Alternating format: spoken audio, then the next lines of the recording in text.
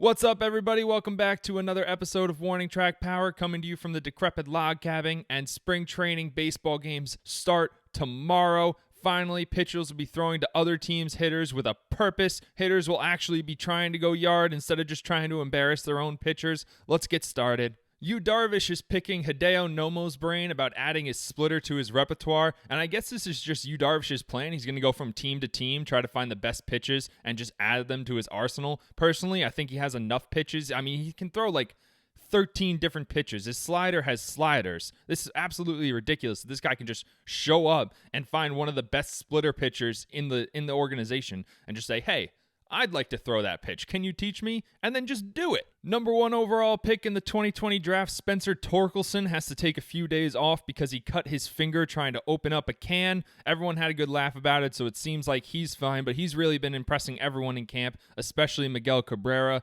2021 seems like a little early to pencil him into a lineup, but Detroit is pretty bad, so maybe at some point this year they'll need him. Otherwise, he's expected to rise through the system very quickly and should contribute to a pretty solid team at some point in the next 3 to 5 years. In the wake of the Kevin Mather incident, Julio Rodriguez posted this video of himself on Twitter, just saying hello to the sunrise, and you tell me how his English sounds. Good morning, Mariners fan. We got a really nice sunrise right here with Jen. We just finished an interview. I don't know why, but our interviews are always the earliest ones, but I'm really happy to do it for you guys. I cannot wait for you guys to see it, and I hope you guys enjoy this season. I hope you guys are on the field. I cannot wait to see you all. Have a great day. Enjoy. Yeah, so basically, fuck Kevin Mather. This whole situation, though, has really opened my eyes to what an amazing human being Julio Rodriguez is, so I might have to tune into a few Mariners games this year. It seems that top Angels prospect Joe Adell is probably going to be starting the year in AAA. He's taking it in stride. He said he'd play in a sandlot if he had to. I would not be shocked at all if he got significant playing time in 2021 because the Angels could use some outfield depth pretty badly. So if he's going to come up and produce like the prospect that Angels thought he was, then, that's a great player. You could use him in a playoff race. Pete Alonso has deleted all of his social media. He says he absolutely loves life and he just wants to live it.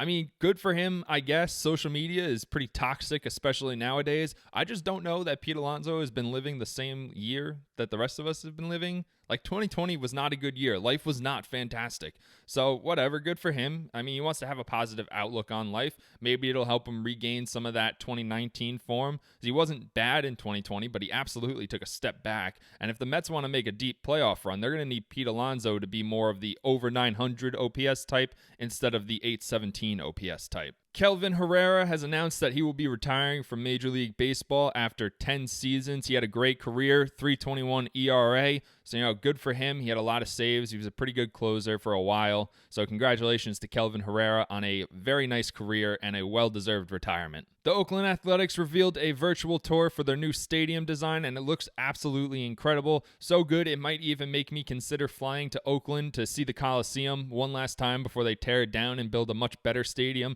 I know the Coliseum is overall just a terrible place to play baseball, but, I mean, it is kind of historic, and it would be nice to see it at least one more time so I can appreciate the new stadium for how great it is compared to how much of a dump the Coliseum is. Jace Tingler says that his San Diego Padres are already in baseball shape just 1 week into spring training. This is a great sign. This team is hungry. They want to go after the Dodgers. They want to win the division this year. They want to go to the World Series this year. And obviously he's telling the truth because Manny Machado looks jacked.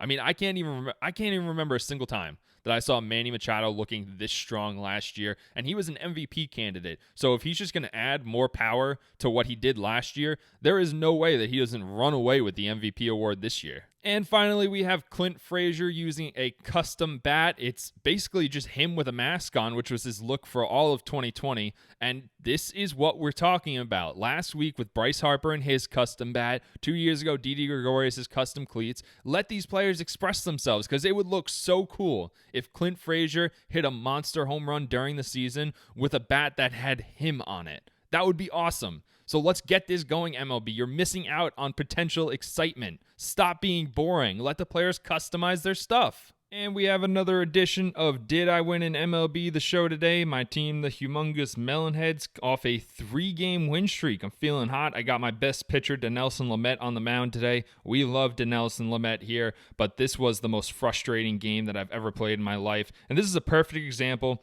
Perfect hit, and just goes right to the third base. And I got on top of it a little bit, but I mean, if you hit the ball perfectly, I expect that ball to end up in some grass.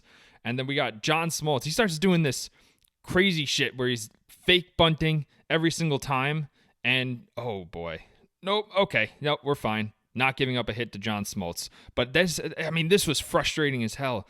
How am I supposed to pitch with him doing this? He's fake bunting like 5 times in at bat.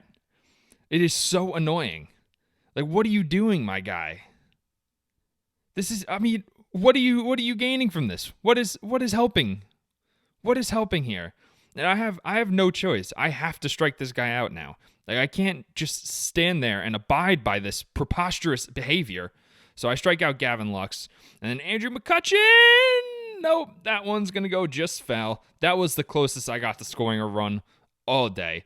And then very next pitch, Andrew McCutchen. This is how it was. I got close to hitting a home run, and then I would just strike out. John Smoltz was owning me. And then I do give up a hit to John Smoltz, which is where the wheels start to come off. I had to go to Amir Garrett early because this guy was just fouling off everything. Dinelson Lamet had like 90 pitches through 5 innings. Ty Cobb almost sends one deep. I'm getting a little nervous now. It's tie game. This is one swing territory. And then Royce Lewis and Kenny Lofton's going to get there. Fastest guy in the league. So we're fine. So we got around a leadoff single. Now we're at 2 outs in the bottom of the 6th. And oh, Andrew McCutchen's got that. No problem. But that's 3 hits, so I'm getting kind of nervous here. And then Bryce Harper. Oh no. Yeah, he pissed on that one.